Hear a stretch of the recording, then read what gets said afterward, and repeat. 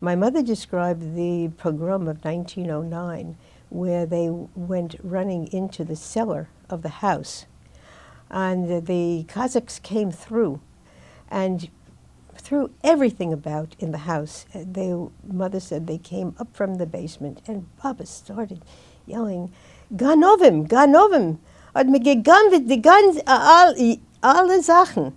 And she was distraught, because I shall tell you why, mainly, what was important to her. But in order to vent her rage, she went to the local priest. And she said to them, "How could you let the people do this?" And he said it was the Cossacks. And she said, "No, it was the Polish peasants who came after the Cossacks. I heard the Cossacks. And then I heard them. I was in the cellar." All of this in Yiddish. I'm sorry, I'm not telling it in Yiddish. The priest got up and made a sermon that Sunday. And would you believe it? Baba's silver candlesticks came back to her, and her linens.